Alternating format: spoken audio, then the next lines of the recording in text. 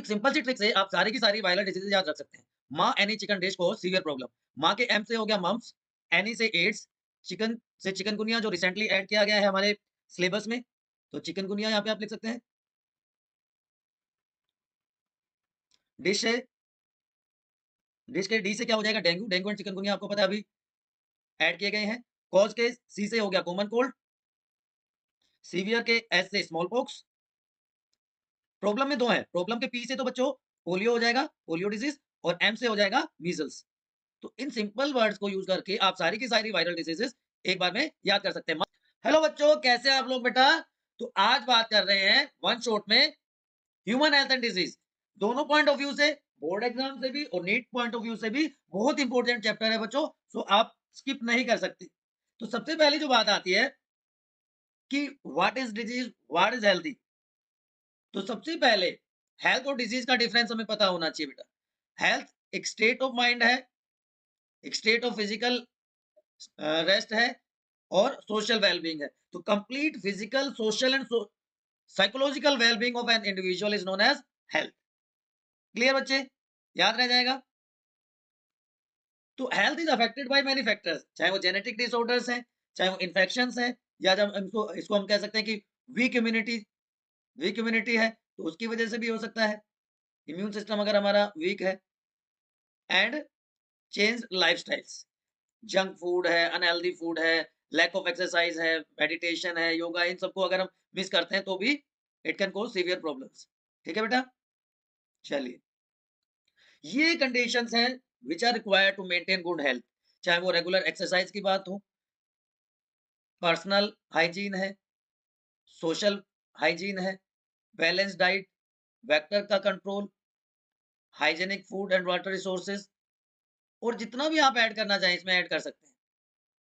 है ना? बहुत सारे फैक्टर्स आप इसमें अपने लोकेलिटी, अपने एरिया के हिसाब से भी इंक्लूड कर सकते हैं। ये प्रिवेंटिव मेजर्स में एक तरह से वैक्सीनेशन एंड इम्यूनाइजेशन।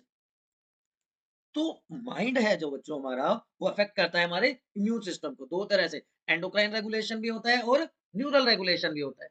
और जब माइंड हमारा अफेक्ट कर रहा है तो हमारी हेल्थ भी अफेक्ट होगी। तो अभी तो मैंने बताया था कि week immune system can cause poor health. तो जब किसी बॉडी के किसी पार्ट में, ऑर्गन में प्रॉपर फंक्शनिंग नहीं होगी तो वो कंडीशन क्या कहलाएगा? डिसीज। डिस का मतलब डिस्टरबेंस, एंड ईज का मतलब इजीली। तो जो चीज इजीली नहीं हो पा रही है हमारी बॉडी की, that condition is known as disease. तो इसका सबसे पहला एक आइडिया, एक कंसेप्ट दिया good good human hypothesis, Hippocrates ने। इंडियन आयुर्वेदिक सिस्टम में भी इसका रेफरेंस मिलता है कि उन्होंने कहा कि health is a state of body and mind जिसका बैलेंस होना बहुत सारे ह्यूमर्स, ह्यूमर्स का मतलब यहाँ पे है बेटा बॉडी फ्लूइड्स, बॉडी फ्लूइड को मेंटेन करता है। तो दो तरह के बाइल्स बताए उन्होंने, येलो बाइल जो हॉट पर्सनैलिटी वाले लोग हैं जिनको फीवर होता है, राइट? और दूसरा ब्लैक बाइल, जिनमें ब्लैक बाइल जिसमें क्या होगा? बताओ फटाफट। उसका अपोजिट क्या होगा? हॉट का अपोजिट क्या होगा? Normal body temperature, normal body temperature. Blood circulation first of all studied by William Harvey. William Harvey is known as father of physiology also. उन्होंने सबसे पहले ब्लड सर्कुलेशन को डेमोन्स्ट्रेट किया, नॉर्मल बॉडी टेम्परेचर को demonstrate किया, उनको major किया thermometer की हेल्प से, और ये ब्लैक बाइल और येलो बाइल का कंसेप्ट डेवलप हुआ। अब डिजीज कोजिंग एजेंट्स क्या क्या हो सकते हैं, क्या क्या फैक्टर्स हो सकते हैं? बायोलॉजिकल एजेंट्स हो सकते हैं जिनको हम पैथोजेंस कहते हैं बेटा। Virus, bacteria, fungi, protozoa, elements, ये सारे के सारे आगे हम डिस्कस करने वाले हैं। देन डेफिशिएंसी, किसी मिनरल की, किसी न्यूट्रिएंट की डेफिशिएंसी हो सकती है। मैकेनिकल वेक्टर्स हो सकते हैं जो एक डिजीज पर्सन से नॉर्मल हेल्दी पर्सन तक वो डिजीज कोजिंग ऑर्गेनिज्म को कैरी करते हैं, या फिर फिजिकल और केमिकल एजेंट्स भी हो सकते हैं। ठीक है? तो ये सारा ग्रुप है पैथोजेंस का। Viral, bacterial. वायरल में आपको पता है अभी रिसेंटली क्या-क्या ऐड किया गया है? बताओ फटाफट। वायरल में 2 चीज़ें मेनली ऐड की गई हैं, चिकनगुनिया एंड दूसरा क्या ऐड किया गया है? Dengue, dengue fever. Bacteria, protozoans, fungi, rickettsia, worms and mites, मतलब a lot of pathogens causes different type of diseases in human beings, but हम उनको पहले क्लासिफाई करेंगे कितने टाइप के डिजीज होते हैं। ये आपने प्रीवियस क्लासेस में भी पढ़ा है। कम्युनिकेबल, जो स्प्रेड होते हैं, एक डिजीज पर्सन से नॉर्मल हेल्दी पर्सन में स्प्रेड होते हैं। नॉन कम्युनिकेबल, जिनको हम नॉन इन्फेक्टियस डिजीज भी कहते हैं, वो स्प्रेड नहीं होते। एंड जेनेटिक डिसऑर्डर, जिनको हम कंजेनाइटल बर्थ डिफेक्ट भी कहते हैं। आपने सुना होगा, अरे भाई इस बच्चे के तो जन्म से दिल में छेद है। तो ऐसे डिसऑर्डर्स को क्या कहते हैं? कंजेनाइटल इफेक्ट या डिसऑर्डर या जेनेटिक डिसऑर्डर्स। ठीक है, तो स्प्रेड होते हैं तो कम्युनिकेबल, नहीं होते हैं तो नॉन कम्युनिकेबल। और जेनेटिक डिसऑर्डर्स क्या होते हैं? जो बाय बर्थ होते हैं, एब्नॉर्मेलिटी की वजह से, मेल फंक्शनिंग की वजह से होते हैं, लाइक डाउन सिंड्रोम।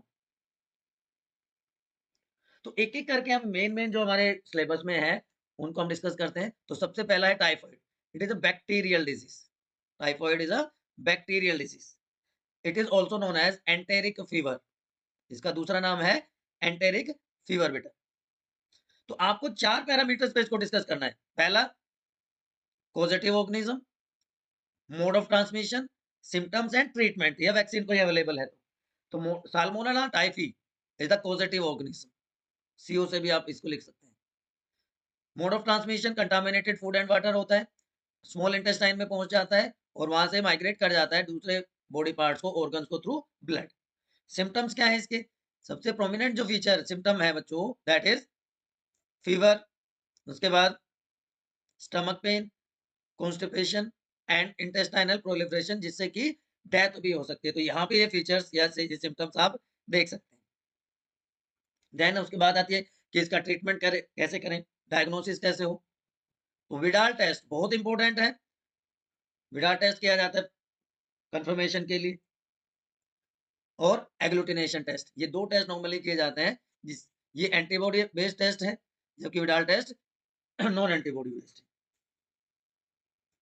चलिए जी, अब ये क्लासिकल एक एग्जांपल आपको याद रखना है कि कैसे carrier can be more dangerous. एक लेडी थी मैरी मेलन, जिसको टाइफाइड मैरी भी कहा जाता है। She was a cook. तो उनमें, क्योंकि कैरियर्स में सिम्टम्स नहीं होते, तो उनमें कोई सिम्टम दिखाई नहीं देता था टाइफाइड का। But as she was a cook, तो वो रेस्टोरेंट में काम कर रही थी, वहां पे रोज खाना बनाती थी और वो हजारों लोग खाते थे। तो she was carrier of typhoid causing bacteria. इसलिए उनको क्या क्या कहा जाता है? क्या कहा जाता है? कैरियर मैरी, टाइफाइड मैरी उनको कहा जाता है। तो ये एक एग्जांपल आपको याद रखना है। सेकंड डिजीज जो है, that is pneumonia. It is caused by, तो पॉजिटिव ऑर्गेनिज्म क्या हो गया? स्ट्रेप्टोकोकस न्यूमोनी या haemophilus influenzae. Mode of transmission, droplet infection, coughing के थ्रू, स्नीजिंग के थ्रू, है ना, इन्फेक्टेड पर्सन से हेल्दी पर्सन में आ जाता है। Sharing of glasses, utensils with the infected person, उससे भी ट्रांसमिट हो जाता है। सिम्टम्स की बात करें तो देखिए, रेस्पिरेटरी ट्रैक को, रेस्पिरेटरी सिस्टम को अफेक्ट करता है, फीवर परसिस्ट कर सकता है, cough and lips and fingernails turn greyish to blue colour. ये इंपॉर्टेंट लाइन है, lips and fingernails turn grey to bluish colour. याद रखना है बेटा आपको, ये बहुत इंपॉर्टेंट पॉइंट बता रहा हूं। ठीक है, तीसरा है common cold. Common cold is caused bye, ये वायरल डिजीज में आ जाएगा। ये भी आपको याद रखना पड़ेगा कि कौन सी डिजीज किस टाइप की है। तो वायरल इन्फेक्शन है नोज का, थ्रोट का, राइनो वायरस पॉजिटिव ऑर्गेनिज्म होता है। एंड एवरीवन हम कभी ना कभी इस इन्फेक्शन से अफेक्टेड हुए होंगे। तो इसका भी ड्रॉपलेट इन्फेक्शन होता है, स्नीजिंग और कफिंग के थ्रू, या जो पेशेंट उसके कंटामिनेटेड ऑब्जेक्ट्स हैं उनको यूज करने से हो सकता है। सिम्टम्स आप सबको पता है क्या क्या सिम्टम्स होते हैं। Nasal congestion, discharge from the nose, fever, sore throat, tiredness and cough, these are the prominent symptoms. ठीक है बच्चे, याद रहेगा आपको। चलिए अमीबायोसिस। अमीबायोसिस किसकी वजह से होता है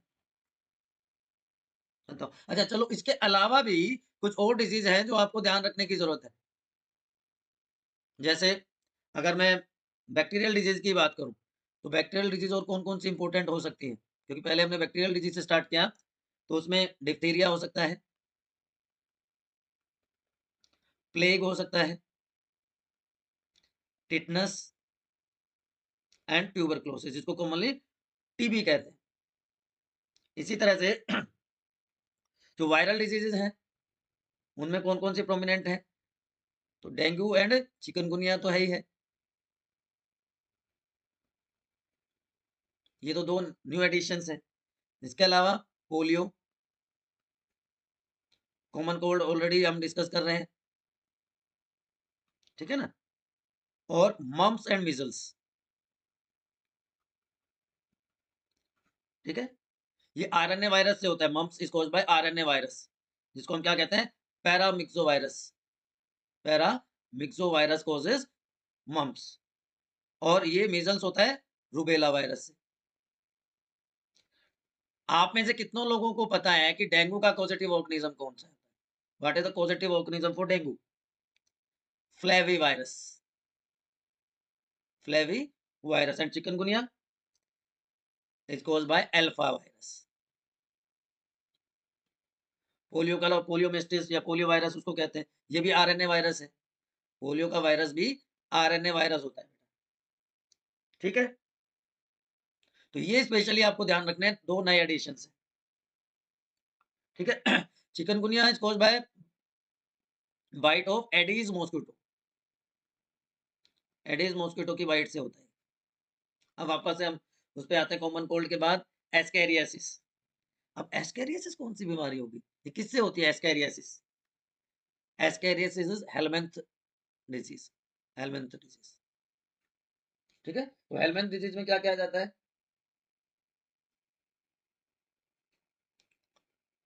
एक तो आ जाएगा आपका एस्कैरियासिस, एक आ जाएगा आपका filariasis.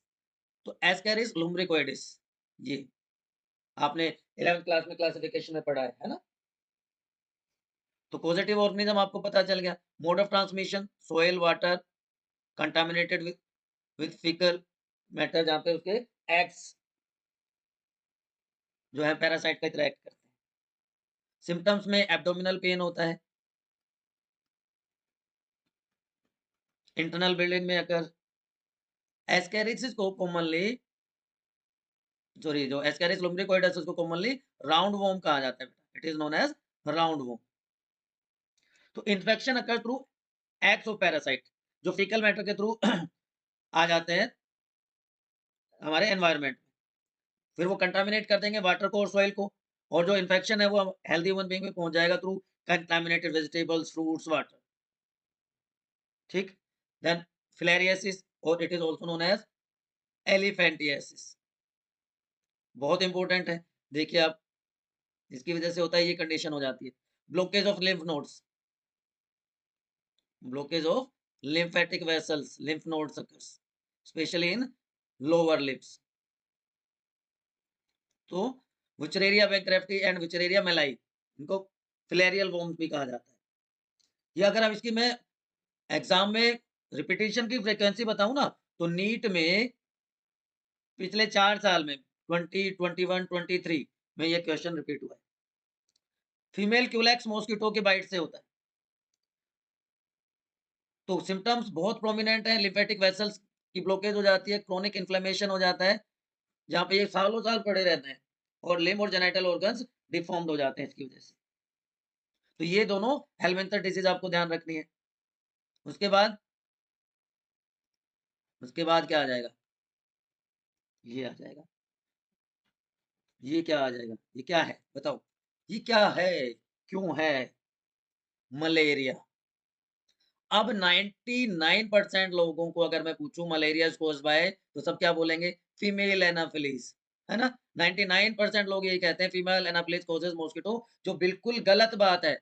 Positive organism is Plasmodium species, 4 species commonly हैं, प्लाज्मोडियम वाइवेक्स, मलेरी, फेल्सीपेरम, जो जिनमें से 3 इंडिया में मिलती हैं, और चौथी जो है Plasmodium ovale, fourth one is Plasmodium ovale, ठीक है, याद रहेगा बेटा। Biting of female Anopheles, it is a carrier, vector है ये, पॉजिटिव ऑर्गेनिज्म नहीं है। पॉजिटिव ऑर्गेनिज्म का मतलब होता है जो डिजीज कोज करता है, वेक्टर का मतलब होता है जो उसको लेके जाता है, पोस्टमैन की तरह काम करता है, कि healthy person, sorry, infected person से हेल्दी पर्सन तक लेके जाएगा, याद रहेगा आपको। इन्फेक्टियस स्टेज, ये भी कई बार पूछा जाता है, इन्फेक्टियस स्टेज कौन सी होती है, that is sporozoites, sporozoites are infectious stage. Symptoms, indirectly question पूछा जाता है कि जो ठंड लगती है उसके बाद जो फीवर आता है मलेरिया के केस में, वो किस वजह से होता है? It is due to haemozoin granules. Haemozoin granules recurring fever cause करते हैं। तो मलेरियल लाइफ साइकिल आपको बड़े अच्छे से ध्यान रखनी है, आपको अच्छे से पढ़नी है। देखिए, it is A digenic organism. कौन है डाइजेनिक ऑर्गेनिज्म? प्लाज्मोडियम। डाइजेनिक का मतलब जो अपनी लाइफ साइकिल 2 होस्ट में कंप्लीट करता है, उसको हम कहते हैं डाइजेनिक ऑर्गेनिज्म। याद रहेगा बेटा? तो 2 होस्ट कौन-कौन से हो गए? एक तो होस्ट कौन हो गया? एक होस्ट कौन हो गया? Human being. दूसरा कौन हो गया? Female mosquito. 2 होस्ट हैं। तो जो इन्फेक्टिव स्टेज है, इन्फेक्टिव स्टेज मीन्स स्पोरोजोइट्स, ये एस्केप कर जाते हैं और कहाँ पहुंच जाते हैं? कहाँ पहुंच जाएंगे? Salivary gland of mosquito. ठीक है। अब मॉस्किटो बाइट कर रहा है ह्यूमन बीइंग को फर्स्ट टाइम, तो जो इन्फेक्टिव स्टेज थी स्पोरोजोइट, वो कहाँ एंटर कर गए? ह्यूमन बॉडी में। ह्यूमन बॉडी में कहाँ पे? लीवर में एंटर कर गए। लीवर में आ गए ह्यूमन बीइंग्स के। ठीक है। लीवर में ये मल्टीप्लाई करना शुरू कर देते हैं, और जब फुल कैपेसिटी तक मल्टीप्लाई कर जाते हैं तो रप्चरिंग हो जाती है, और ये एंटर कर जाते हैं इनटू आरबीसीज। आरबीसीज में एसेक्सुअली ये रिप्रोड्यूस करते हैं, दे रिप्रोड्यूस एसेक्सुअली। इनका मल्टीप्लिकेशन होता है, नंबर बहुत ज्यादा बढ़ा लेते हैं, and they pass through different stages, जिसमें अलग अलग स्टेजेस होती हैं। अमीबॉइड स्टेज, सिग्नेटरिंग स्टेज, है ना, डिफरेंट स्टेजेस के थ्रू ये पास होते हैं। और वहां पे जो आरबीसीज हैं वो हीमोजोइन ग्रैन्यूल्स रिलीज करते हैं, जिसकी वजह से ठंड लगती है और रिकरेंट फीवर आता है, and gametocytes are produced in RBC itself. तो ये सारे की सारी स्टेजेस ह्यूमन बीइंग्स में हो रही है, आरबीसी में हो रही है, तो इरेथ्रोसाइटिक साइकिल भी कहते हैं इसको। Now again mosquito bite, female Anopheles bite करती है ह्यूमन बीइंग को, जिसमें गेमेटोसाइट्स प्रेजेंट हैं। तो ब्लड के साथ वो गेमेटोसाइट एंटर कर जाते हैं फीमेल मॉस्किटो में, जहां पे फर्टिलाइजेशन करते हैं, मॉस्किटो की गट के साथ अपने आप को अटैच कर लेते हैं, और ये स्टेज कहलाती है उकाइनेट की फॉर्मेशन कर देते हैं। उकाइनेट बन जाता है, इसका साइज बढ़ता जाता है, एंड फाइनली ये स्पोरोजोइट में कन्वर्ट हो जाते हैं। So in this way life cycle is completed. तो मॉस्किटो होस्ट में क्या क्या हो रहा है? फर्टिलाइजेशन कहाँ पे होता है? Female mosquito. स्पोरोजोइट्स कहाँ प्रोड्यूस होते हैं? फीमेल मॉस्किटो में। ह्यूमन होस्ट में क्या हो रहा है? एसेक्सुअल रिप्रोडक्शन हो रहा है, मल्टीप्लिकेशन हो रहा है। गेमेटोसाइट्स कहाँ प्रोड्यूस होते हैं? ह्यूमन बीइंग्स में। ठीक है बेटा, याद रहेगा ये सारा आपको? चलिए, उसके बाद एक और मैं पहले, अच्छा जो प्लाज्मोडियम है, सॉरी, जो मलेरिया कैसी डिजीज है? प्रोटोजोन डिजीज है। तो एक और प्रोटोजोन डिजीज के बारे में बताता हूँ आपको, मलेरिया के अलावा। दैट इज बताओ, कौन सी है आपके सिलेबस में मलेरिया के अलावा प्रोटोजोन डिजीज? अमीबायोसिस, जिसको अमीबोइक डिसेंट्री भी कहा जाता है। It is caused bye positive organism is Entamoeba histolytica. Entamoeba histolytica इसको कॉज करता है। पॉजिटिव ऑर्गेनिज्म पता चल गया। प्रोटोजोन पैरासाइट है, जो कहां पे प्रेजेंट होता है? In large intestine of human beings. Symptoms की बात करें तो abdominal pen,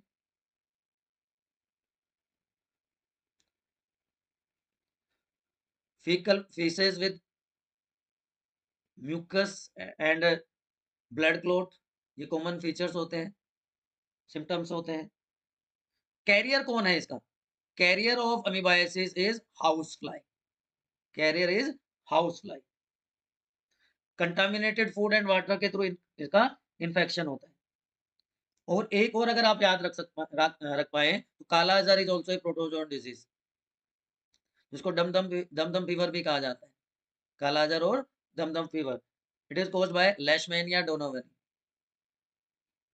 लेशमैनिया donovani causes Dumdum fever या काला आजार, लेशमैनियासिस इसको कहा जाता है। तो ये बात होगी। इसके बाद डिप्थीरिया। डिप्थीरिया कैसे डिजीज है? बोलो, मैंने बताया था थोड़ी देर पहले, डिप्थीरिया कैसी डिजीज है? बोलो फटाफट। बैक्टीरियल है, ठीक है, कॉर्निबैक्टीरियम डिप्थीरी।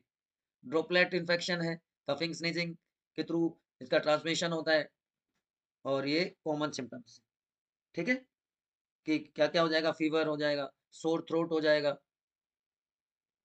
चिल्स, रनिंग नोज, ये सारे कॉमन फैक्टर्स होते हैं।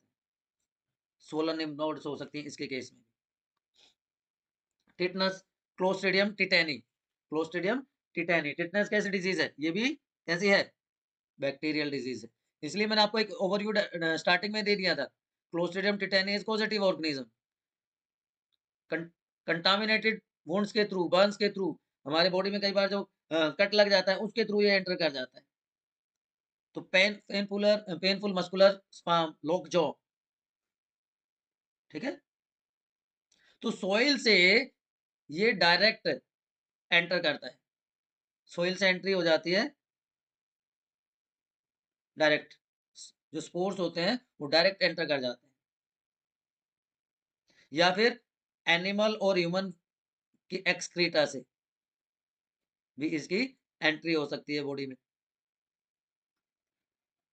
Polio virus, poliomyelitis, polio virus, again it is a viral disease, polio virus से होता है। पोलियो कैसा है, आरएनए वायरस है, कंटामिनेटेड फूड एंड वाटर के लिए। तो पोलियो इम्यूनाइजेशन प्रोग्राम बहुत वाइडली हमारी कंट्री में स्टार्ट हुआ, फॉलो किया गया, है ना। और ओपीवी, ओरल पोलियो वैक्सीन दी जाती है उसके लिए, to kids under 5 year of age. याद रहेगा ये भी आपको, ये भी कंटामिनेटेड फूड एंड वाटर के थ्रू होता है। ये क्या करता है, ये देखिए, लिम्स को अफेक्ट करता है, नर्व सेल्स को डिस्ट्रॉय कर देता है स्पाइनल कॉर्ड में, उसकी वजह से पैरालिसिस हो जाता है। इन्फ्लुएंजा, कॉमनली फ्लू भी कहते हैं इसको, इन्फ्लुएंजा को कॉमनली फ्लू भी कहा जाता है। इन्फ्लुएंजा वायरस, मस्कुलर एक फीवर, रनिंग नोज, ये कॉमन फैक्टर्स हैं। आपको यहाँ पे positive organism and direct contact with the infected person, ये मोड ऑफ ट्रांसमिशन ध्यान रखना है।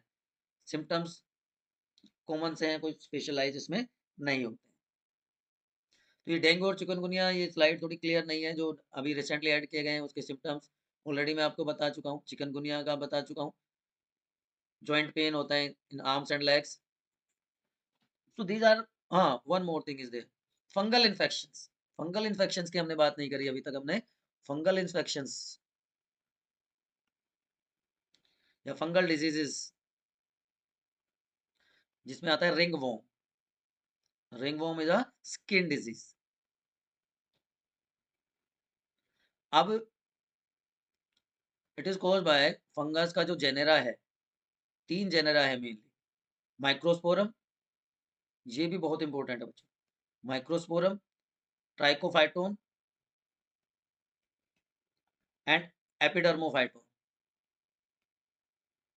ये 3 जेनेरा है फंगस के, जिसकी वजह से ये होता है। अगर मैं इसके सिम्टम्स की बात करूं, रिंगवॉर्म के सिम्टम्स की बात करूं, तो ड्राई स्केली लेजन्स हो जाते हैं in various part of the body, skin पे, नेल्स पे, स्काल पे, और उसमें इंटेंस इचिंग होती है। Contamination occurs by soil, using utensil or clothes of infected person. Heat and moisture help these fungi to grow in skin folds or grow in between the toes. ठीक है, तो ये common diseases हैं जो आपके syllabus में दी हुई हैं बच्चों। इनमें से कोई कंफ्यूजन है तो आप एक बार मुझे बताइए। उसके बाद हम सेकंड पार्ट पे चलते हैं, इम्यून सिस्टम। इम्यून सिस्टम में primary secondary lymphoid organs, lymphoid tissues, various type of cells involved and various type of immunity हम बात करेंगे। तो इम्यूनिटी क्या होती है, आप में से किसी को पता हो तो एक बार फटाफट कमेंट सेक्शन में बताओ, व्हाट इज इम्यूनिटी। ये एबिलिटी है हमारी बॉडी की, ability of body to fight against disease causing organism, ठीक है, इन्फेक्शंस के अगेंस्ट हमारी बॉडी की एबिलिटी, वो क्या कहलाती है, इम्यूनिटी। तो लिम्फोइड ऑर्गन्स क्या होते हैं? लिम्फोइड ऑर्गन्स में मेनली क्या क्या आ जाते हैं हमारे? Bone marrow, thymus gland. Bone marrow में सारी की सारी ब्लड सेल्स का प्रोडक्शन होता है। बी सेल्स की मैच्योरेशन यहाँ पे होती है। B cells are main cells of immune system, है ना? तो उनकी फॉर्मेशन यहीं पे होती है। थाइमस ग्लैंड दूसरा ग्लैंड है जो ट्रैकिया और स्टर्नम के बीच में प्रेजेंट होता है। यहाँ पे टी सेल की मैच्योरेशन होती है, क्योंकि इनिशियली सारी की सारी सेल कैसी होती है? B cells. अगर वहीं पे बोन मैरो में ही प्रोडक्शन हुआ और वहीं पे मैच्योरेशन हो गया तो वो बी सेल होगी। लेकिन कुछ सेल्स बोन मैरो में प्रोड्यूस होने के बाद माइग्रेट कर जाती हैं टू थाइमस और वहां पे उनकी मैच्योरेशन होती है। Then they are known as T cells. तो टी सेल्स की मैच्योरेशन यहाँ पे होगी थाइमस ग्लैंड में। अब एज के साथ साथ इसका साइज बढ़ता है। बर्थ के टाइम में लार्ज साइज होता है, प्यूबर्टी तक आते आते इसका साइज रिड्यूस हो जाता है। ये स्पेशलिटी कह सकते हैं आप। इसके अलावा लिम्फ नोड्स, ये बी और टी सेल्स में जो लिम्फ नोड्स होती हैं वो पैथोजेंस को डिस्ट्रॉय करते हैं। दे ट्रैप द माइक्रो ऑर्गेनिजम्स या एंटीजन, जो फॉरेन सब्सटेंसेस होते हैं। ठीक है। Spleen is another lymphoid organ. अब मैं आपसे पूछ रहा हूँ, प्राइमरी लिम्फोइड ऑर्गन कौन से हैं एंड सेकेंडरी लिम्फोइड ऑर्गन कौन से? Primary and secondary lymphoid organs के एग्जांपल आपको बताने हैं, नाम आपको बताने हैं। बताओ। तो स्प्लीन, लिम्फ नोड जो अभी हमने डिस्कस किया, ठीक है। टॉन्सिल्स जो आगे हम डिस्कस करेंगे, पेयर्स पैचेस, ये सारे क्या है बच्चों? These are all secondary lymphoid organ. तो प्राइमरी कौन से हो गए? प्राइमरी में दो हमने बात करी है शुरू में, क्या? Thymus and bone marrow, they are primary lymphoid organs. तो स्प्लीन में, स्प्लीन जो है एक रिजर्वोयर की तरह काम करता है आरबीसी का फिटस में, and it is known as graveyard of RBC. ठीक है। तो ये बाकी हो गए tonsil and mucosa associated lymphoid tissue, जिसको हम मोल्ट कहते हैं। मोल्ट 50% बनाता है लिम्फोइड टिश्यूज का। ठीक। तो these are primary and secondary lymphoid organs. Any doubt regarding this? चलिए, तो इम्यूनिटी क्या होती है, इम्यूनिटी कितने टाइप की होती है, अब उसकी बात कर लेते हैं बेटा। सो सबसे पहले दिमाग में जो बात आती है किसी भी बच्चे के, दैट इज, क्या बात आती है? बताओ कि इम्यूनिटी कितने टाइप की होती है? Innate immunity and acquired. Innate का मतलब होती है by birth, innate means by birth, simple words में। Acquired, gained during life time, during life journey, life span. तो लाइफ स्पेन में जो गेन करता है वो एक्वायर्ड है, और जो बाय बर्थ होती है दैट इज कॉल्ड इनेट इम्यूनिटी। ठीक है। इनेट इम्यूनिटी क्योंकि बाय बर्थ है तो बच्चों ये है नॉन स्पेसिफिक, लेकिन ये लाइफ टाइम में हमने गेन करी है तो ये स्पेसिफिक है, किसी पर्टिकुलर एंटीजन के अगेंस्ट हो सकती है। ठीक है। Different type of barriers are present in our body to develop this immunity. ठीक है। चलिए, तो कौन कौन से बैरियर्स हैं? पहला physical, physiological, cellular and cytokinin, चार तरह के बैरियर्स होते हैं। तो फिजिकल बैरियर्स में आ जाते हैं skin, which is the first line of defence. First line of defence is skin. उसके अलावा mucus coating of epithelial lining, चाहे वो रेस्पिरेटरी ट्रैक की है, चाहे वो गैस्ट्रोइंटेस्टाइनल ट्रैक की है, चाहे वो यूरिनोजेनाइडल ट्रैक की है। ठीक है। ये सारे के सारे, ये सारे फिजिकल बैरियर्स की तरह एक्ट करते हैं। Second one is physiological barrier. Physiological barriers में आ जाते हैं लाइसोजाइम्स, जो हमारे टीयर्स में भी प्रेजेंट होते हैं। They are present in tears. इसके अलावा गैस्ट्रिक जूस में HCl होता है, सलाइवा, सीबम। टीयर्स में वही मैंने बताया लाइसोजाइम प्रेजेंट होता है जो एंटीबैक्टीरियल है। तो ये सारे के सारे फिजियोलॉजिकल बैरियर है। Cellular barrier, they are special type of cells which are phagocytic in nature, जो डिस्ट्रॉय कर देते हैं एंटीजन्स को। तो फैगोसाइटिक सेल्स हैं, चाहे वो WBCs हैं जिसमें इओसिनोफिल, बेसोफिल, न्यूट्रोफिल्स आ जाती हैं, चाहे वो मैक्रोफेजेस हैं, चाहे वो नेचुरल किलर सेल्स की फॉर्म में। ठीक है। And cytokinin barriers. अब जो वायरस इन्फेक्टेड सेल्स हैं, वायरस इन्फेक्टेड सेल्स सिक्रीट या रिलीज, जो भी आप लिखना चाहें, बोलना चाहें, secretes special proteins and these proteins are known as interferons. They protect non infected cell from the viral infection, कि जो अभी तक डैमेज नहीं है, जिनको अभी तक इन्फेक्शन नहीं है, उन सेल्स को बचा लेंगे। तो these are the 4 type of barriers, check points present in innate immunity. ठीक है, इन्हीं को हमने डिटेल में यहाँ पे डिस्कस किया है। फिजिकल और केमिकल बैरियर्स की बात हो, चाहे वो सेलुलर बैरियर्स की बात है जिसमें नेचुरल किलर सेल्स हैं, फैगोसाइटिक सेल्स हैं, and this is a summary. Skin, उसकी सिक्रेशंस, ओरल कैविटी, उसकी सिक्रेशन, स्टमक, उसकी सिक्रेशन, ये सारी किस में आ जाती हैं? फिजियोलॉजिकल बैरियर्स में आ जाती हैं। सारी की सारी किस में आ रही हैं? फिजियोलॉजिकल बैरियर्स में। ठीक है बेटा। नॉर्मल फ्लोरा जो हमारे आसपास का है, नॉन पैथोजेनिक बैक्टीरिया होते हैं उसमें, ठीक, तो वो भी प्रिवेंट करते हैं एंट्री ऑफ माइक्रोब्स। अब एक्वायर्ड इम्यूनिटी की स्पेशलिटी क्या होती है? हमने इनेट इम्यूनिटी की तो बात कर ली, बाय बर्थ इम्यूनिटी की तो हमने बात कर ली, है ना। तो उसमें सबसे पहले क्या आ जाएगी? क्या आ जाएगी बताओ? बोलो सबसे पहले। Specificity. Antigen antibody interactions are specific in nature, कि एक पर्टिकुलर टाइप के एंटीजन के लिए स्पेसिफिक टाइप की एंटीबॉडीज ही काम करती है। दूसरा, मेमोरी, कि जब कोई एंटीजन पहली बार एंटर करता है तो वो ज्यादा टाइम लेता है, एंटीबॉडी ज्यादा टाइम लेती है उसको डिस्ट्रॉय करने में, है ना। तो वो क्या कहलाता है? Primary response. लेकिन सेम एंटीजन अगर बॉडी में दोबारा से एंटर करेगा तो हमारी बॉडी उसको रिकॉग्नाइज कर लेती है और उसको डिस्ट्रॉय करने में कम टाइम लगाती है। That is called secondary response. कि भाई हमारे घर में कोई डॉगी है और कोई आदमी पहली बार आता है तो उसको रिकॉग्नाइज करने में वो टाइम लगाता है। लेकिन सेम इंसान अगर दूसरी बार आता है तो वो जल्दी उसको रिकॉग्नाइज कर लेता है। तो वो भी तो हमारे घर का एक सिक्योरिटी या एंटीबॉडी या उसको इम्यूनिटी प्रोवाइड करने वाला एजेंट हो गया ना एक तरह से। ठीक है ना।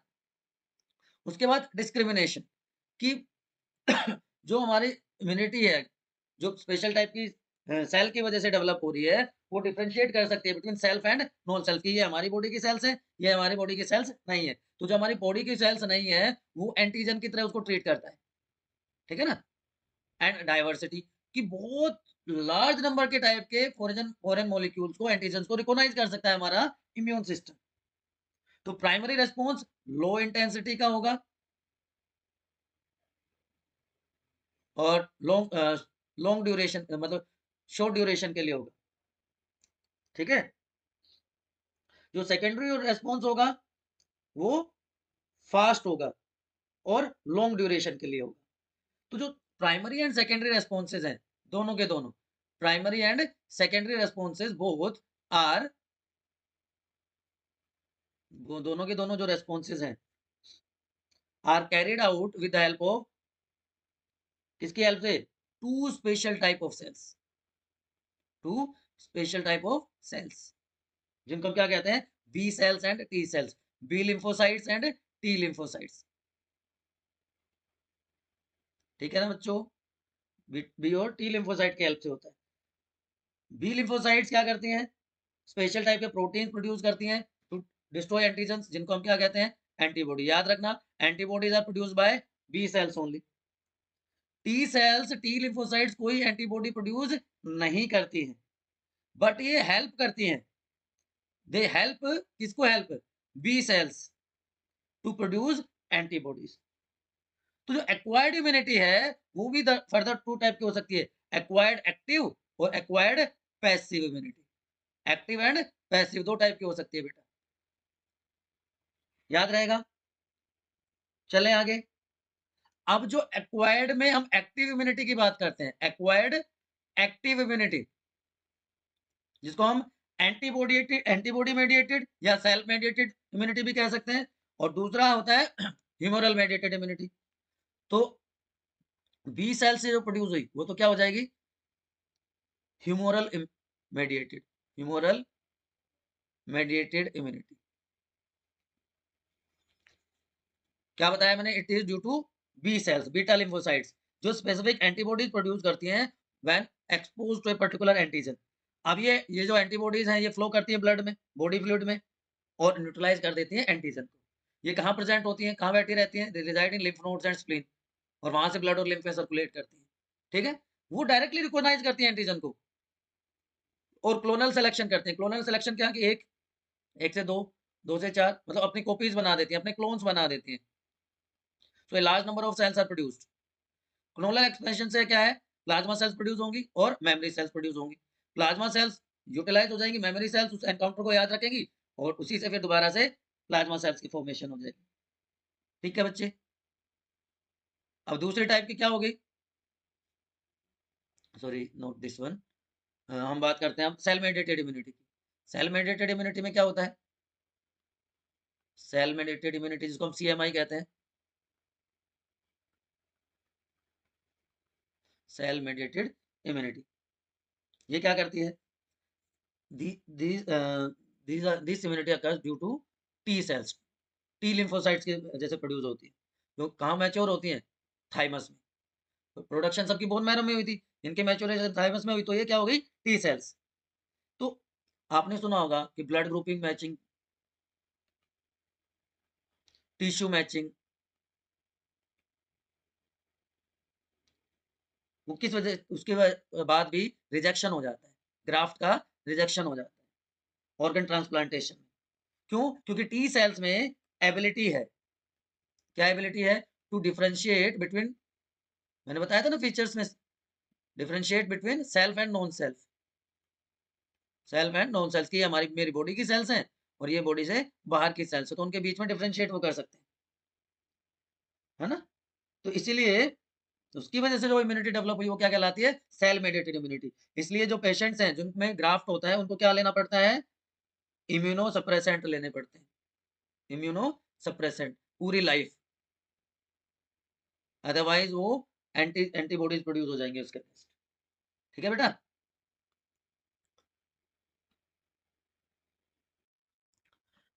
अगर स्ट्रक्चर की बात करें एंटीबॉडी की, it is known as H2L2। क्या कहते हैं बेटा इसको?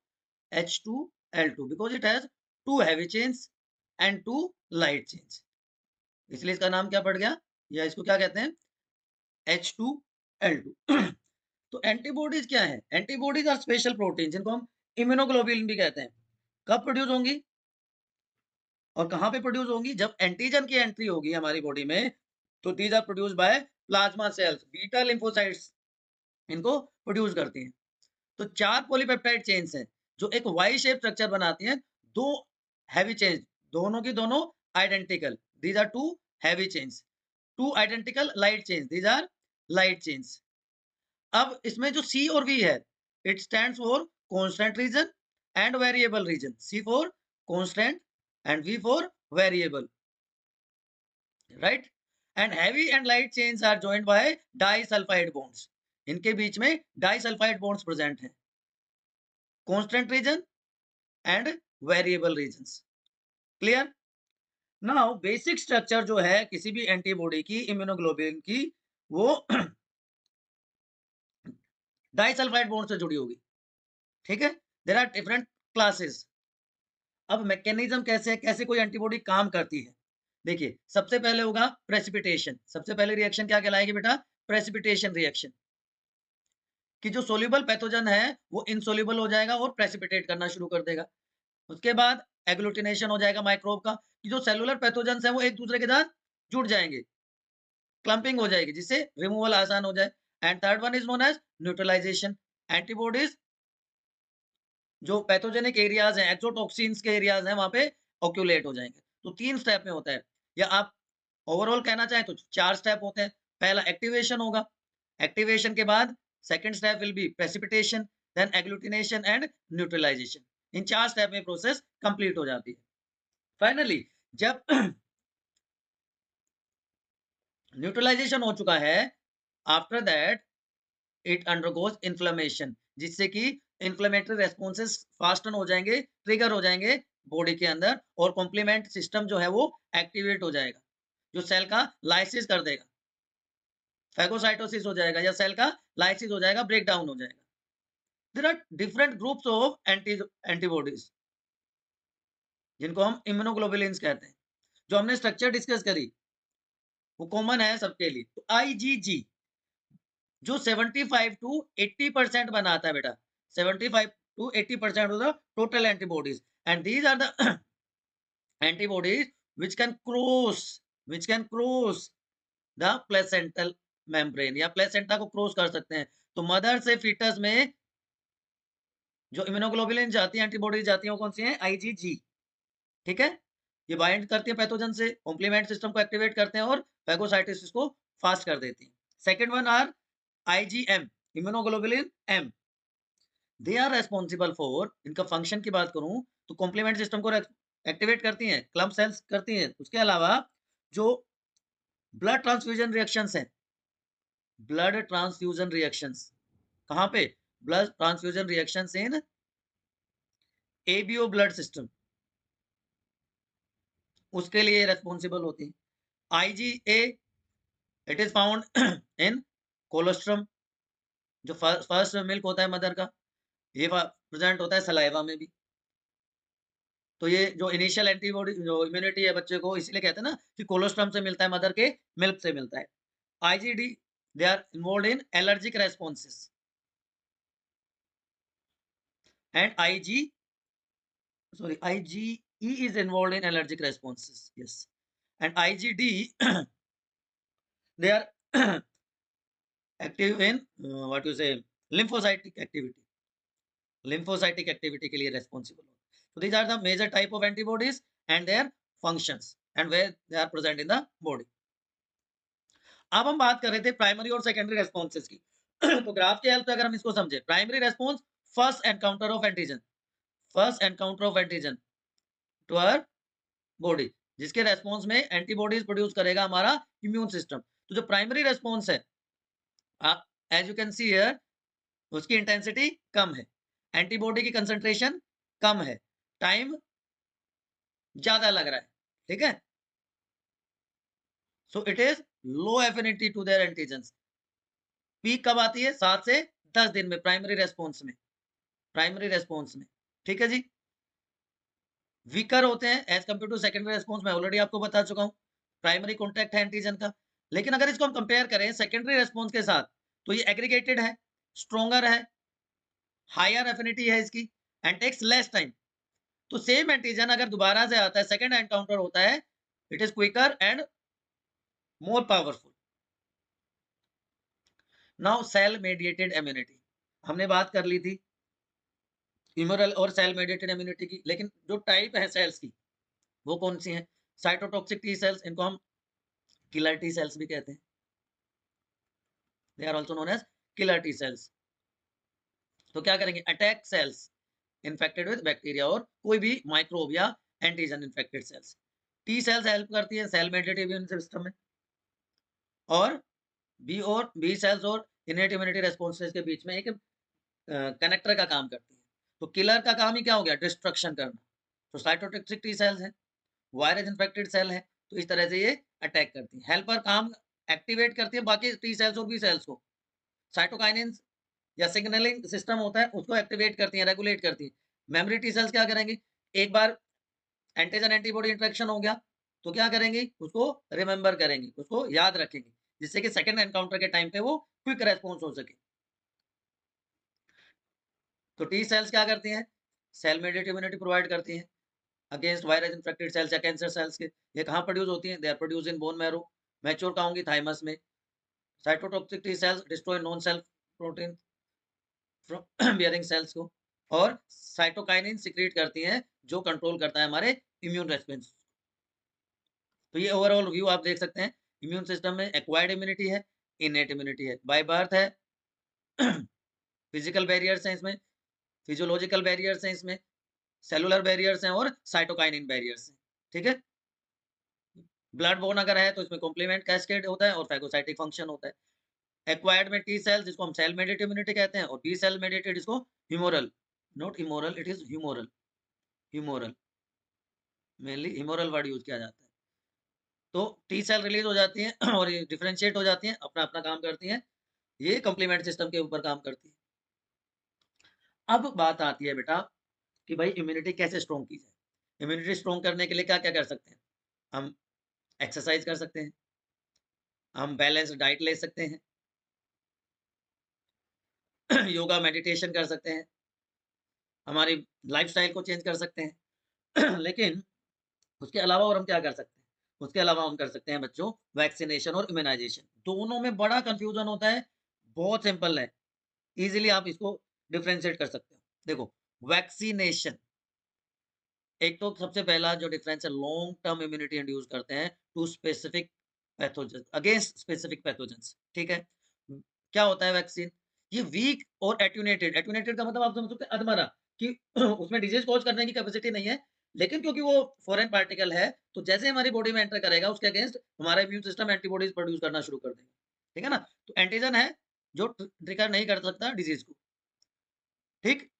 तो ये पर्पसली इंट्रोड्यूस करवाया जाता है, जो एक्टिवेट करता है हमारे इम्यून सिस्टम को। Vaccination activate our immune system. तो ये एक्टिव इम्यूनिटी होगी, ठीक है? क्योंकि जो हमारा इम्यून सिस्टम वो डायरेक्टली इन्वॉल्व हो गया। अब एंटीजेनिक डिटर्मिनेंट वो साइट्स होती हैं, जहाँ पे इम्यून रिस्पॉन्स बूस्ट किया जाता है, बूस्ट होता है। तो कैसे काम करते हैं ये? कितने तरह की होती हैं ये? जो प्रिंसिपल है, बेसिक प्रिंसिपल है, चाहे वो हम इम्यूनाइज़ेशन की बात करें, चाहे हम वैक्सीनेशन की बात करें, it is based on the property of memory, property of memory of immune system. Vaccine क्या करेगी? वैक्सीन क्या करती है? Vaccine generate T cells and B cells जो रिकॉग्नाइज़ करती हैं पैथोजेन्स को very fastly, quickly on subsequent exposure और एक बहुत स्ट्रॉन्ग इम्यून रिस्पॉन्स प्रोवाइड कर देंगी by large scale production of antibodies. ठीक है? So when exposed to actual pathogens memory cell trigger करती है more potent secondary immune response. तो जिसकी वजह से क्या होगा? ज्यादा स्ट्रॉन्ग इम्यून रिस्पॉन्सेज प्रोड्यूस होंगे और डिजीज के सिम्टम्स डेवलप नहीं होते हैं। ठीक है बच्चों मेरे? बात समझ में आई?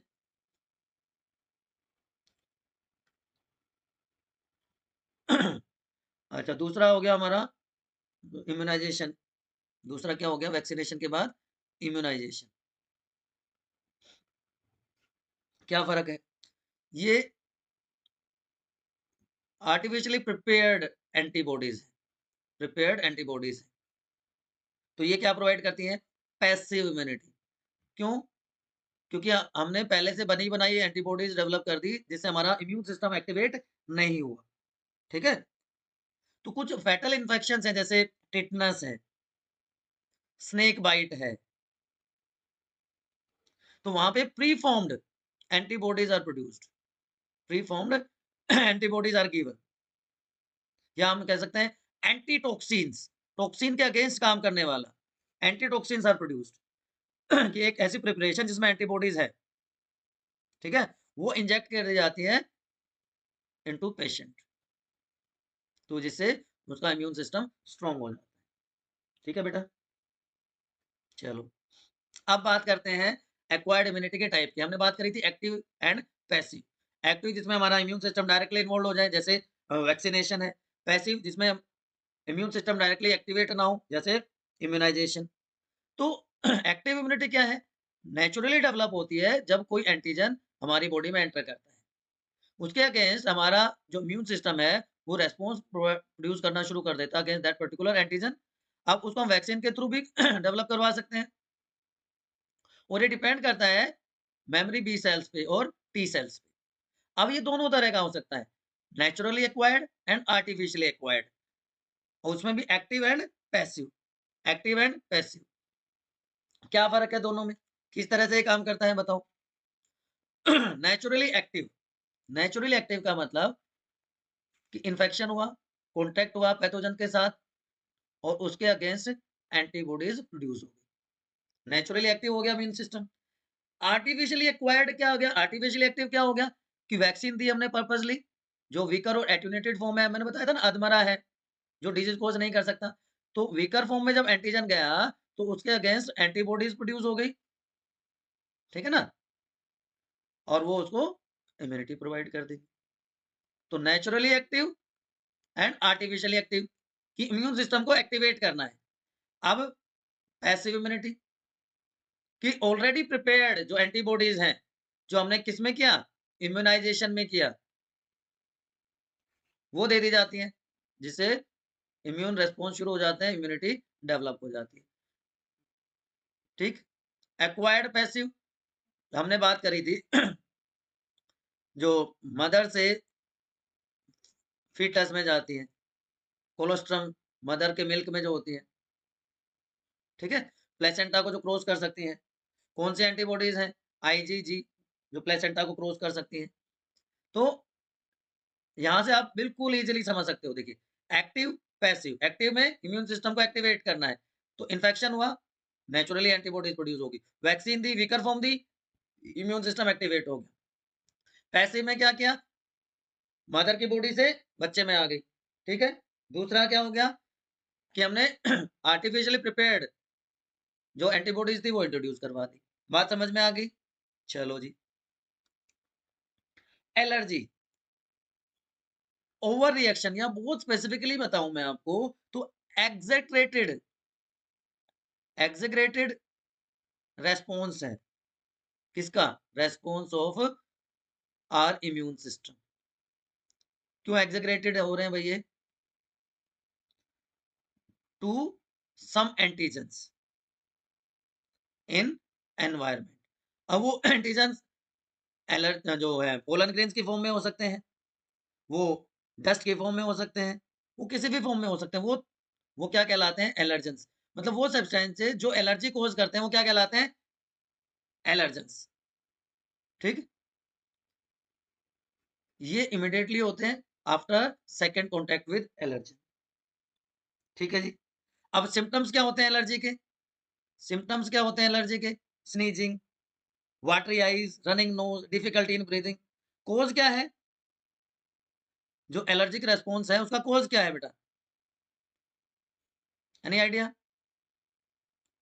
एनी आइडिया, कि हमारी बॉडी में जो मास्ट सेल्स हैं, मास्ट सेल्स दो चीजें प्रोड्यूस करती हैं, histamine and serotonin, histamine and serotonin are produce by mast cells, ठीक है। वो एलर्जिक रेस्पॉन्सेज को स्टार्ट करते हैं। अब what is the cause of allergy, कैसे पता चले तो पेशेंट को एक्सपोज किया जाता है with very small doses of possible allergens, और उसके रिएक्शन को स्टडी किया जाता है ना। तो जिसके साथ वो एग्रीगेटेड रेस्पॉन्स शो करेंगे वो पर्टिकुलर एंटीजन है, ठीक है। ट्रीटमेंट क्या हो सकता है, anti histamine drugs, anti histamine drugs, adrenaline, steroids की डोजेस दी जाए, ठीक, ठीक है जी, दे दो, हमें क्या प्रॉब्लम है। एक वर्ड होता है ऑटो इम्यूनिटी। अब इम्यूनिटी तो आपको पता है, what is auto immunity, auto का मतलब तो सेल्फ होता है, कि सेल्फ इम्यूनिटी तो फायदेमंद चीज होगी, नहीं। देखो जो हायर ऑर्गेनिजम्स है ना, उसमें क्या होती है, इम्यून सिस्टम की प्रॉपर्टी, मेमोरी, कि सेल्फ और नॉन सेल्फ के बीच में एंटीजन और एंटीबॉडी का डिफरेंस उसको पता है ना, कि कोई भी सब्सटेंस जो हमारी बॉडी का पार्ट नहीं वो एंटीजन है, लेकिन some time due to genetic या कुछ अननोन रीजंस की वजह से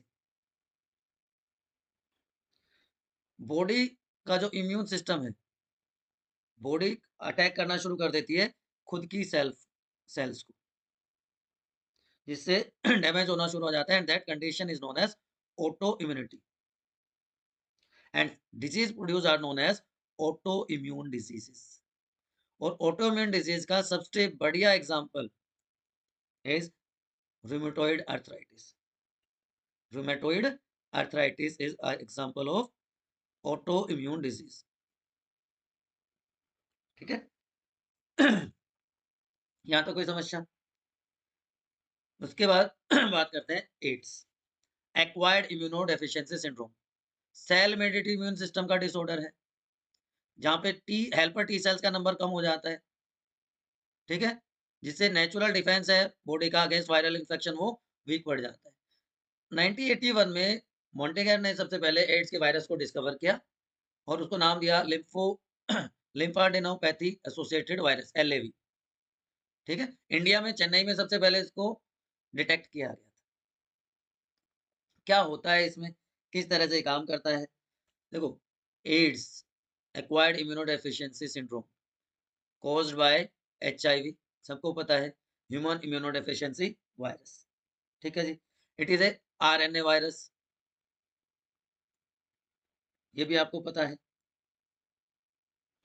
यहाँ तक कोई समस्या है तो बताओ।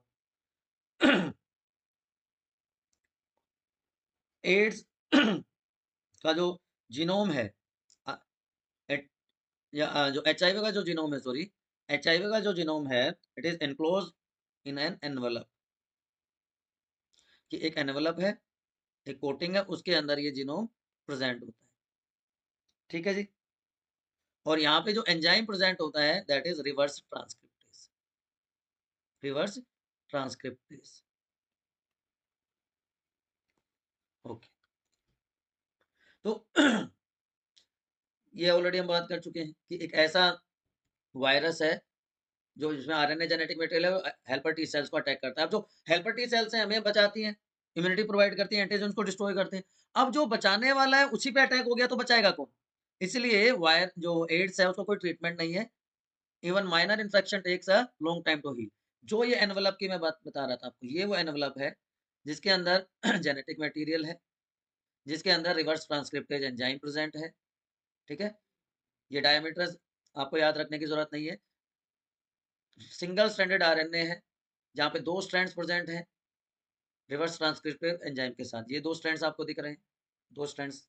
ठीक है, चलिए, अब एंट्री कैसे होती है, बहुत इंपॉर्टेंट है बेटा। देखो, एनसीईआरटी के डायग्राम से समझता हूँ कि मोड ऑफ इन्फेक्शन या एक्शन ऑफ HIV। अब देखो क्या हो रहा है, देखो बड़ा ध्यान से सुनना बेटा, कि वायरस है एंटर करता है मैक्रोफाज में। वायरस एंटर्स इनटू मैक्रोफाज, कि वायरस एंटर हुआ बॉडी में, और बॉडी में एंटर होने के बाद मैक्रोफाज में चला गया।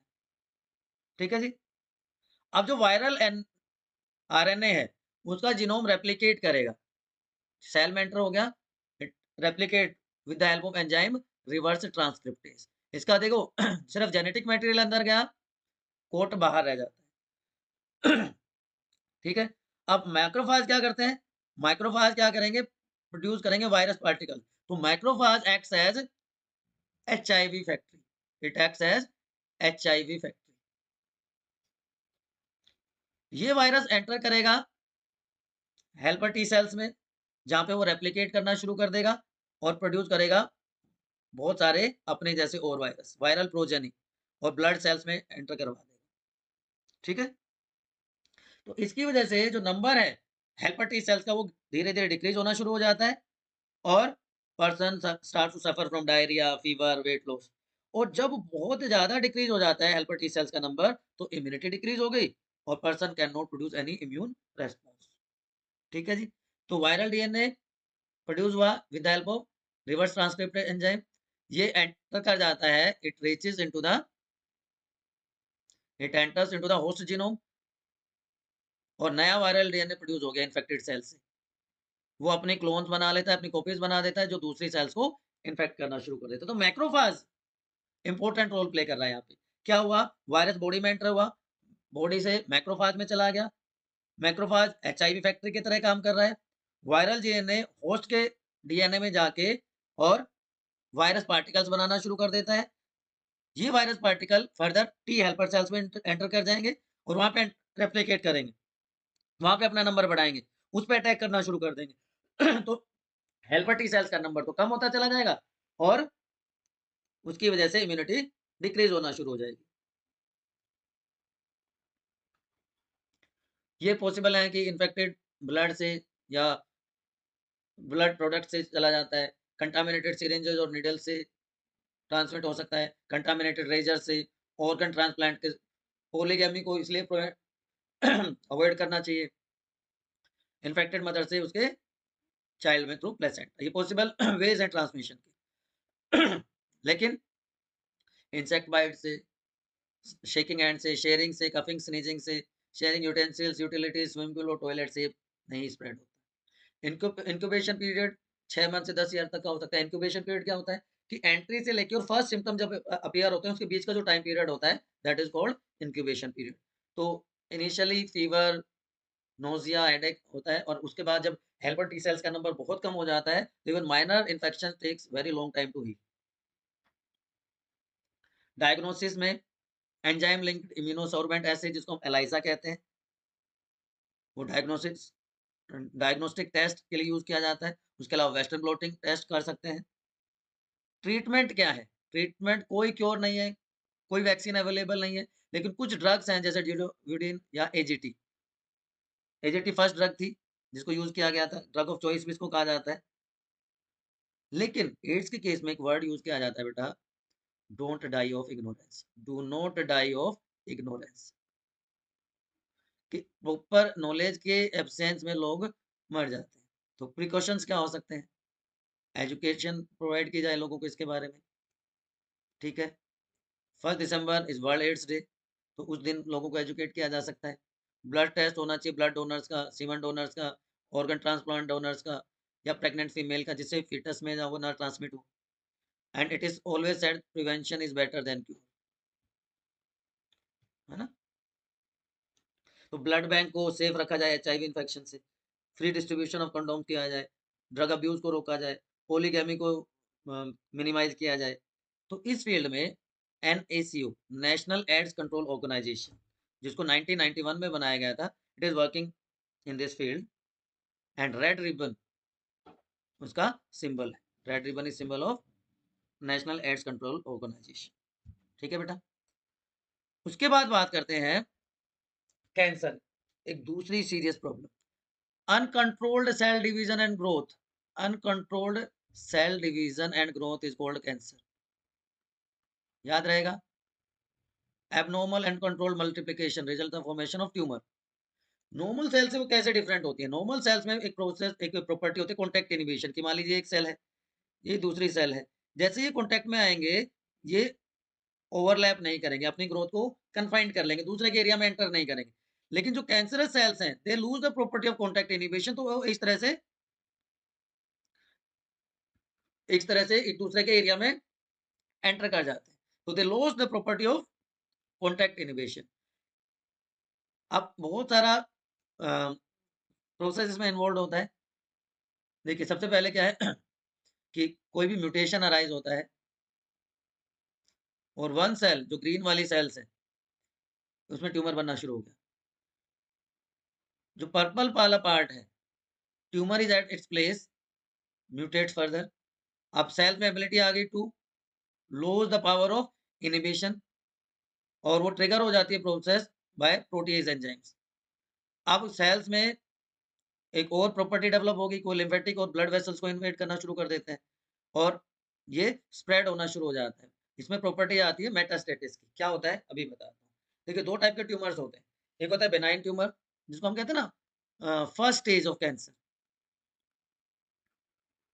इनिशियल स्टेज, कि सेल्स अनकंट्रोल्ड डिवीजन शो कर रही हैं, लेकिन they are not spreading, they are confined to their place of origin, तो कम डैमेज होता है। इस स्टेज पे इसको कंट्रोल करना इजी है। दूसरा है मैलिग्नेंट ट्यूमर, कि जो न्यूप्लास्टिक सेल्स हैं, ट्यूमर सेल्स हैं, वो रैपिडली ग्रो करती हैं, दूसरी सेल्स को इन्वेड करके उन्होंने डैमेज कॉज करना शुरू कर दिया, नॉर्मल टिश्यूज को डैमेज करना शुरू करते हैं।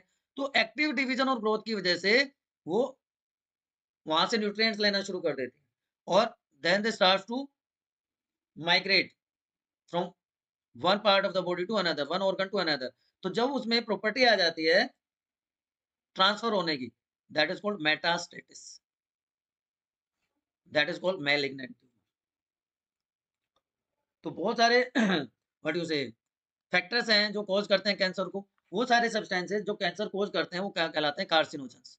अब बायोलॉजिकल एजेंट्स हो सकते हैं, फिजिकल एजेंट्स हो सकते हैं, जैसा कि आप यहाँ पे देख पा रहे हैं, यूवी रेज हैं या एक्स रेज हैं। केमिकल सब्सटेंसेस कार्सिनोजेंस हो सकते हैं, जैसे सिगरेट्स हैं, आर्सेनिक जैसे केमिकल्स हैं, कॉस्मेटिक्स या क्लीनिंग प्रोडक्ट्स हैं, या वायरसेस हैं, ह्यूमन पैपिलोमा वायरस या हेलियोबैक्टर पाइलोरी जैसे बैक्टीरिया सेल्स हैं। तो biological, physical and chemical carcinogens हैं, कैंसर कॉजिंग एजेंट्स होते हैं। ठीक है, अब there are different type of cancers. Sarcoma connective tissue का कैंसर है, लिम्फोमा लिम्फेटिक टिश्यू का है, कार्सिनोमा एपिथेलियल टिश्यू है, ल्यूकेमिया ब्लड कैंसर कहते हैं, मायोलोमा लिम्फेटिक। पैप टेस्ट होता है किसके लिए, चलो बताओ, तो आप में से किसी को पता है? Breast cancer. आगे बात करें। अब देखिए, detection and diagnosis. Early detection की मैलिग्नेंट और कौन से दो टाइप के मैंने कौन से बताया आपको अभी, बेनाइन एंड मैलिग्नेंट ट्यूमर। तो बेनाइन स्टेज पर अगर डिटेक्शन हो जाए तो ट्रीटमेंट इजी हो जाता है। एक बार वो मैलिग्नेंट स्टेज में चला गया तो बड़ा मुश्किल हो जाता है। तो बायोप्सी करवाया जाता है कि जो सस्पेक्टेड टिश्यू है वहां से एक छोटा सा पीस ले लिया, उसकी स्टेनिंग करके एग्जामिन किया जाता है हिस्टोपैथोलॉजिकल स्टडीज के लिए। उससे उसको पता लगाया जा सकता है कि वहां पे अनकंट्रोल्ड नहीं वो ग्रोथ तो नहीं है। रेडियोग्राफी कर सकते हैं, कंप्यूटराइज्ड टोपोग्राफी कर सकते हैं, या फिर 3D इमेजेस बनाई जाती हैं इंटरनल ऑब्जेक्ट्स की। मैग्नेटिक रेजोनेंस इमेजिंग जिसको एमआरआई कहते हैं, यहाँ पे नॉन आयोनाइजिंग रेडिएशन को, स्ट्रॉन्ग मैग्नेटिक फील्ड को यूज किया जाता है to detect physiological changes in living tissues. Monoclonal antibodies use की जा सकती हैं, मोनोक्लोनल एंटीबॉडीज यूज की जा सकती हैं अगेंस्ट कैंसर स्पेसिफिक एंटीजेंस। ठीक है ना बेटा, तो ये डिफरेंट मेथड्स। अब ट्रीटमेंट में क्या किया जा सकता है, देखो पहले तो आपको पता होना चाहिए what are oncogenes. Cancer causing genes are known as oncogenes, और ये जीन्स हमेशा हमारी बॉडी में इनएक्टिव फॉर्म में प्रेजेंट होते हैं, जिसको प्रोटो ऑन्कोजीन्स कहते हैं। अब ये फिजिकल, केमिकल या बायोलॉजिकल रीजन से एक्टिवेट हो जाते हैं और ऑन्कोजीन्स में कन्वर्ट हो जाते हैं, कैंसर कोजिंग जीन्स में हो जाते हैं। तो ट्रीटमेंट में सबसे पहले रेडियोथेरेपी कर सकते हैं, रेडिएशन थेरेपी, कीमोथेरेपी और इम्यूनोथेरेपी। आजकल इन तीनों का यूज किया जाता है, और एक सर्जरी भी की जाती है।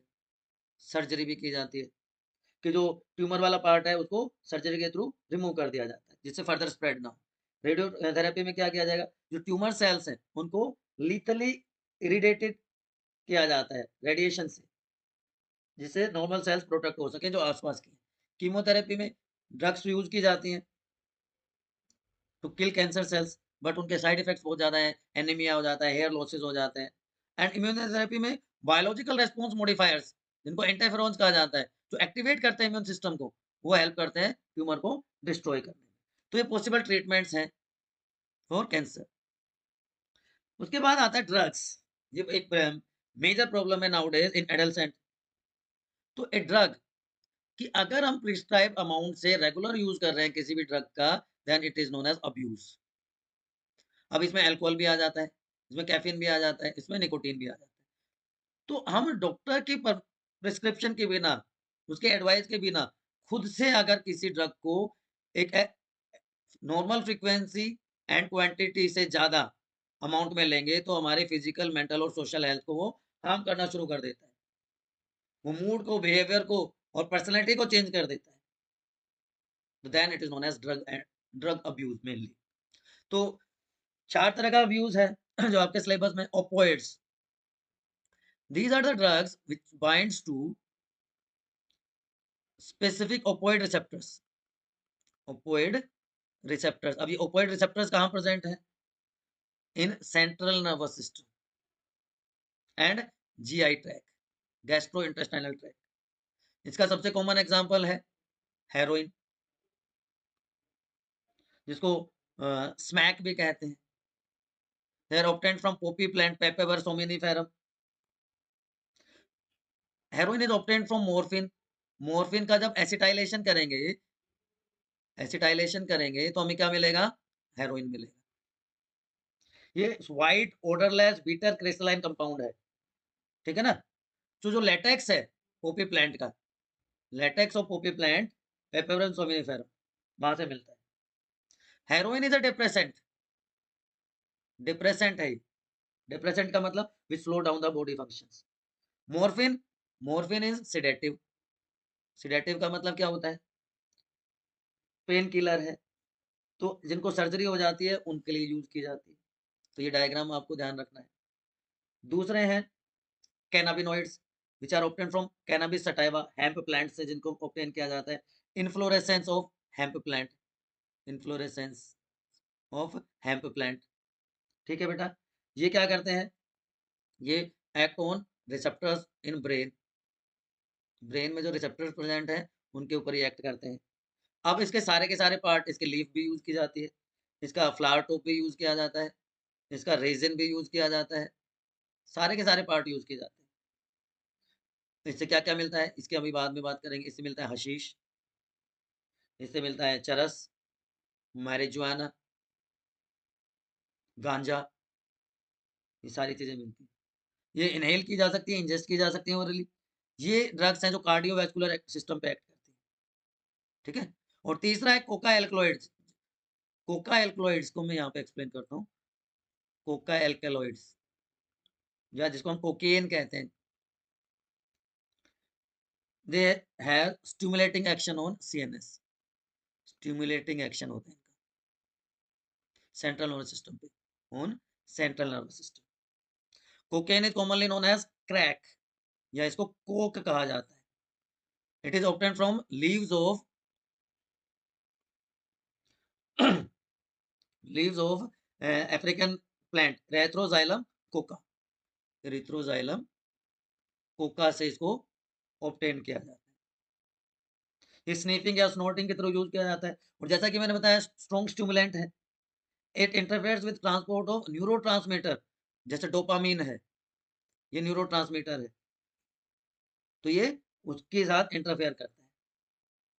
और एक और ग्रुप है हेलुसिनोजेंस, हेलुसिनोजेंस साइकेडेलिक ड्रग्स हैं। साइकेडेलिक ड्रग क्या होती है, आप में से किसी को पता है तो बताओ। These are obtained from Atropa belladonna. They are obtained from Atropa belladonna या धतूरा स्पीशीज। ये थॉट्स को, फीलिंग्स को, परसेप्शन को अफेक्ट करती है। तो इसमें आ जाते हैं आपके बारबिटूरेट्स, एम्फेटामिन्स। ठीक, तो ओपोइड्स, मॉर्फिन, कोडेन, हेरोइन वाले सारे आ गए। ये डिप्रेसेंट हैं, नैक्रोटिक हैं, एनाल्जेसिक हैं जो पेन रिलीव करने में हेल्प करते हैं, सिडेटिव्स हैं, स्लीप को इंड्यूस करते हैं। कैनाबियोइड्स, मारिजुआना, चरस, गांजा इसमें आ जाते हैं जो ब्रेन रिसेप्टर्स को इफेक्ट। साइको एक्टिव ड्रग्स हैं, अलर्ट करते हैं ब्रेन फंक्शंस को। फीलिंग ऑफ वेलबींग, यूफोरिया देते हैं। डे ड्रीमिंग, हेलुसिनोजेंस देते हैं। कोका एल्कलॉइड्स, जिसमें कोकेन या कोक आ जाता है, मैंने आप ऑलरेडी बताया, हाइपर एक्टिविटी आ जाती है। टोबैको, टोबैको बहुत सारे केमिकल सब्सटेंसेस में प्रेजेंट होते हैं, जिसमें निकोटीन सबसे मेन है। ठीक है, इसके अलावा इसमें एल्कलॉइड्स होते हैं। तो obtain from tobacco plant, smoke, chew कर सकते हैं, स्निफ भी किया जाता है। ये लंग कैंसर का मेन कॉज है। अच्छा, एक वो वर्ड आया था साइकोडेलिक, साइकेडेलिक ड्रग्स क्या होते हैं, आपने तो बताया नहीं। साइकोडेलिक ड्रग्स क्या होते हैं, ऐसी ड्रग जो किसी का बिहेवियर चेंज करें, थॉट चेंज कर दें, जैसे LSD, lysergic acid diethylamide, psilocybin. ठीक है, ये साइकोडेलिक ड्रग्स कहलाती है। निकोटीन टोबैको प्लांट से मिलता है, ये डोपामिन रिलीज करवाता है न्यूरॉन से, जिससे डिपेंडेंस बढ़ जाती है। ठीक है, increase muscular activity, heart rate, blood pressure. लेकिन विड्रॉल सिम्टम्स बहुत खतरनाक होते हैं, हेडेक, इंसोम्निया, नींद नहीं आती, वेट लॉस हो जाता है, एग्रेसिव बिहेवियर हो जाता है, इमोशनल आउटबर्स्ट हो जाता है, लॉस ऑफ एपेटाइट हो जाता है। ये सारे इसके हार्मफुल इम्पैक्ट्स होते हैं। नाउ एडोसेंट एंड ड्रग या अल्कोहल अब्यूज, ये क्या है, ये डायरेक्टली एब्जॉर्ब होता है डिप्रेसेंट, जो कि स्टमक और स्मॉल इंटेस्टाइन में एब्जॉर्ब हो जाता है। कामिंग, एक ड्रोज, एक नींद आती है। बॉडी आई का कोऑर्डिनेशन लॉस हो जाता है। तो क्या होता है, सी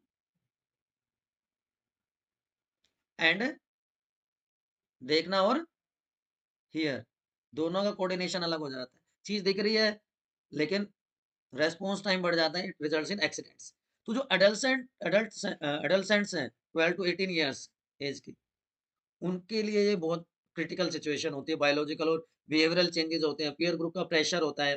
सो और जो हमारे रोल मॉडल्स हैं, उनको देख के बच्चे बड़ा फेनेसे मतलब फैसिनेटिंग फील करते हैं, तो उनकी वजह से वो अब्यूज़ करने लगते हैं। ठीक है ना?